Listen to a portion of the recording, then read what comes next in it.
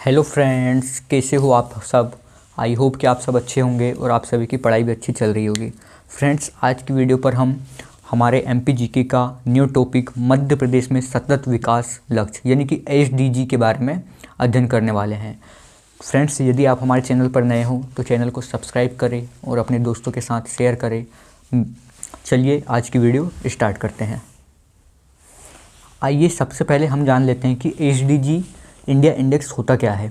तो SDG India index SDG प्रगति का दुनिया का पहला सरकार के नेतृत्व वाला उपराष्ट्रीय माप यानी कि सब नेशनल मेजरमेंट है, जिसको जारी करता कौन करता है तो नीति आयोग इसको जारी करता है। नीति आयोग 2015 में बना था, जिसका पुराना नाम योजना आयोग था, जिसका प्रथम संस्करण 2018-19 में रिपोर्ट जारी किया गया था, जो कि दिसंबर 2018 में जारी किया था।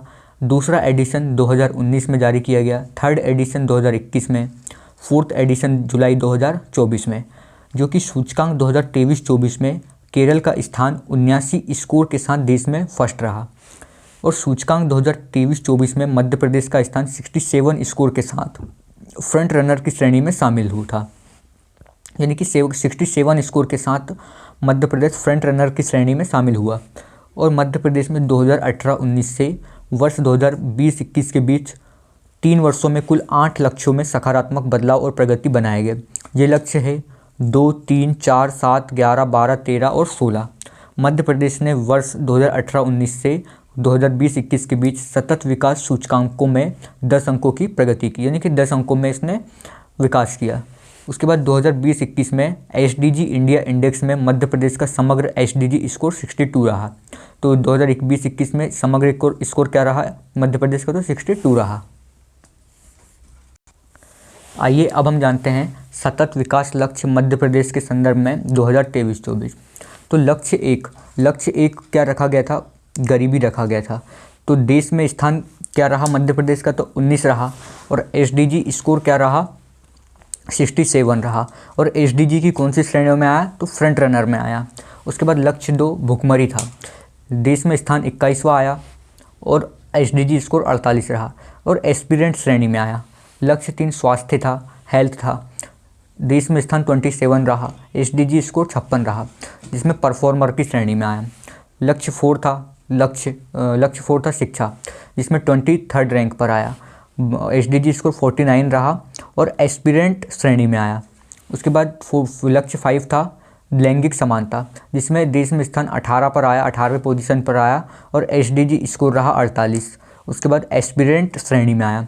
उसके बाद था लक्ष्य 6 जल एवं स्वच्छता, तो देश में स्थान 16वें नंबर पर रहा, एसडीजी स्कोर 87 रहा, जिसमें फ्रंट रनर की श्रेणी में आया। लक्ष्य 7 था स्वच्छ ऊर्जा, तो जिसमें देश में 18वें रैंक पर आया मध्य प्रदेश और एसडीजी स्कोर 90 रहा, जो कि फ्रंट रनर श्रेणी में आया। उसके बाद आर्थिक विकास लक्ष्य 8 था, देश में स्थान 21वां रहा और एसडीजी स्कोर 64 रहा, परफॉर्मर की श्रेणी में आया। नेक्स्ट था लक्ष्य 9 उद्योग नवाचार और बुनियादी ढांचा, देश में स्थान 25वां रहा, एसडीजी स्कोर 39 रहा और एस्पिरेंट की श्रेणी में आया। लक्ष्य 10 क्या था, असमानताओं में कमी लाना, जो देश में स्थान 26 में रहा मध्य प्रदेश और एसडीजी स्कोर 54 रहा और परफॉर्मर की श्रेणी में आया। उसके बाद टिकाऊ शहरी और सामुदायिक विकास लक्ष्य 11 था, देश में स्थान 6वां रहा, एसडीजी स्कोर 86 रहा और फ्रंट रनर की श्रेणी में आया। उसके बाद लक्ष्य 12 उपभोग और उत्पादन, जिसमें देश में स्थान 5वां रहा, 92 स्कोर के साथ फ्रंट रनर की श्रेणी में आया। उसके बाद लक्ष्य 13 जलवायु परिवर्तन, देश में स्थान 15 रहा और 63 स्कोर रहा, परफॉर्मर की श्रेणी में आया। जल में जीवन में देश में स्थान 15 मिला और एसडीजी स्कोर और एसडीजी श्रेणियाँ उपलब्ध नहीं है अभी यहाँ पर। उसके बाद भूमि पर जीवन, तो भूमि पर जीवन पर 6th रैंक पर आया, एसडीजी स्कोर 90 रहा और फ्रंट रनर श्रेणी में आया। शांति और न्याय में देश में स्थान 16 रहा, एसडीजी स्कोर 73 रहा और फ्रंट रनर की श्रेणी में आया। और भागीदारी भी लक्ष्य 17 था, तो इसमें अभी स्कोर जारी नहीं हुआ है उस समय, तो इसका नहीं दिया है। एसडीजी इंडिया इंडेक्स में राज्यों को 4 श्रेणियों में बांटा गया है। पहली है एस्पिरेंट, तो एस्पिरेंट में यदि 50 से कम स्कोर रहा था तो उसको एस्पिरेंट श्रेणी में रखते हैं। परफॉर्मर या प्रदर्शक स्कोर यदि 50 या 50 से अधिक हो लेकिन 65 से कम हो, यानी कि 50 से लेकर 65 के बीच की जो लाइन है उसको परफॉर्मर के बीच में रखा जाता है। फ्रंट रनर में 65 या 65 से अधिक हो लेकिन 100 से कम हो, यानी कि 65 से अधिक और 100 से कम रहा तो फ्रंट रनर की श्रेणी में रहता है। और अचीवर यानी कि स्कोर 100 के बराबर रहे तो उसे अचीवर कहते हैं। तो मध्य प्रदेश एक में भी अचीवर नहीं बना, तो अचीवर श्रेणी 100 के बराबर रहे तो उसे अचीवर श्रेणी में रखते हैं। आइए अब हम जानते हैं SDG से रिलेटेड महत्वपूर्ण तथ्य। तो सूचकांक के अनुसार मध्य प्रदेश में 1.36 करोड़ व्यक्तियों को बहुआयामी गरीबी से बाहर निकाला है। प्रदेश में 97.87% लाभार्थियों को राष्ट्रीय खाद्य सुरक्षा अधिनियम के अंतर्गत कवरेज मिल रहा है। कुल प्रसव में से संस्थागत प्रसव का प्रतिशत कितना है? 98.48% है। 9 से 11 महीने के आयु समूह में पूर्ण टीकाकरण वाले बच्चों का प्रतिशत कितना है? तो 93.19% है। प्रदेश में जन्म के समय लिंग अनुपात 950 के लक्ष्य के विरुद्ध कितना है? 956 है, यानी कि 950 के जो लक्ष्य रखा था उसके विरुद्ध में 956 है। प्रधानमंत्री जन धन योजना में महिला खाता धारकों का प्रतिशत 50% लक्ष्य के विरुद्ध 55.57% है। प्रधानमंत्री ग्राम सड़क योजना के अंतर्गत सड़कों से जुड़ी लक्षित बस्तियों का प्रतिशत 99.98% है। पंचायती राज संस्थाओं में महिलाओं का प्रतिनिधित्व 33% के लक्ष्य के मुकाबले 50% है, यानी 33% लक्ष्य है लेकिन अचीव कितना किया? 50%। पर्यावरण मानकों का अनुपालन करने वाले उद्योगों का प्रतिशत 98.40% है। भौगोलिक क्षेत्र के प्रतिशत के रूप में वन आवरण क्षेत्र कितना है? 25.14% है। उसके बाद इम्पोर्टेंट फैक्ट्स है कि मध्य प्रदेश के 100% डिजिटल जिले, तो 100% डिजिटल जिले कौन कौन से हैं? तो बैतूल, इंदौर और विदिशा है। क्या है? बैतूल, इंदौर और विदिशा 100% डिजिटल जिले हैं। मध्य प्रदेश सरकार को 2021 में 7वीं बार कृषि कर्मण अवार्ड प्राप्त हुआ, यानी कि 2021 में 7वीं बार कृषि कर्मण अवार्ड प्राप्त हुआ था। वर्ष 2022-23 में मध्य प्रदेश राज्य के सकल मूल्य वर्धन GVA में प्राथमिक क्षेत्र का योगदान 36.32% था।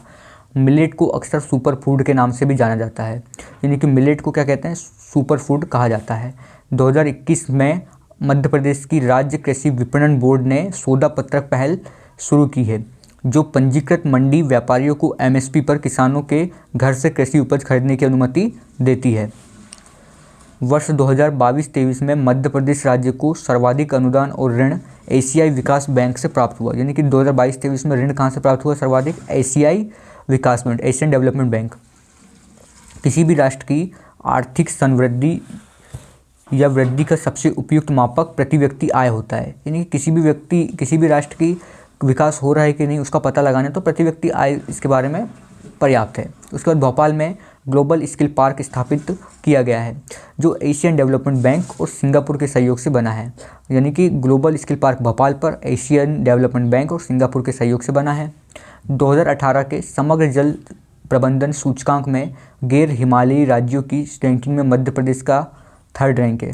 तो 2018 के समग्र जल प्रबंधन सूचकांक में गैर हिमालयी राज्यों, यानी कि जो हिमालय में शामिल नहीं है उसके अतिरिक्त राज्यों में मध्य प्रदेश का स्थान 3rd है। 2016 में गठित आनंद संस्थान के द्वारा प्रतिवर्ष 14 से 28 जनवरी के मध्य आनंद उत्सव मनाया जाता है। मध्य प्रदेश विज्ञान एवं प्रौद्योगिकी विभाग की स्थापना जून 1981 में की गई थी। मध्य प्रदेश विज्ञान एवं प्रौद्योगिकी परिषद MPCST की स्थापना अक्टूबर 1981 में की गई है। तो मध्य प्रदेश विज्ञान और प्रौद्योगिकी परिषद MPCST की स्थापना कब की गई? तो 1981 में की गई। नेक्स्ट इंपॉर्टेंट फैक्ट्स है मध्य प्रदेश गिरदावरी परियोजना विकसित करने वाला देश का पहला राज्य बना है। Centre for research and industrial staff performance CRISP की स्थापना भोपाल में 1997 में की गई थी। 1 मार्च 2020 से मध्य प्रदेश के भोपाल में महिला हेल्पलाइन 181 सेवा प्रारंभ की गई है। मध्य प्रदेश आर्थिक सर्वेक्षण 2022-23 के अनुसार मध्य प्रदेश में जनसंख्या 2021 के अनुसार 0 से 14 वर्ष के बच्चों की कुल आबादी 33.5% है, जबकि हिंदी ग्रंथ अकादमी में यह कितना मिलता है? 32.1% मिलता है। उसके बाद वर्ष 2000 2024 में मध्य प्रदेश में 6 धरोहर स्थल को यूनेस्को द्वारा विश्व धरोहर स्थल की संभावित सूची में शामिल किया गया। यानी कि आगे इसको शामिल किया जा सकता है, ये जो 6 प्लेस है उनको यूनेस्को के विश्व धरोहर स्थल में शामिल किया जा सकता है, जिसमें ग्वालियर किला, कुंडी भंडारा बुरहानपुर पर, चंबल घाटी की पत्थर कला, भोजेश्वर या भोजपुर मंदिर, रामनगर मंडला के गोंड स्मारक और धामनार जो कि मंदसौर पर है। यूनेस्को द्वारा ग्वालियर को यूनेस्को क्रिएटिव सिटी नेटवर्क की सूची में म्यूजिक गतिविधियों हेतु शामिल किया गया है। यानी कि जो 6 प्लेस है उसको भविष्य में यूनेस्को में शामिल किया जा सकता है। तो फ्रेंड्स, ये रही आज की वीडियो SDG से रिलेटेड। यदि चैनल पर नए हो तो चैनल को सब्सक्राइब करें और अपने दोस्तों के साथ शेयर करें। मिलते हैं नेक्स्ट वीडियो में, तब तक के लिए धन्यवाद।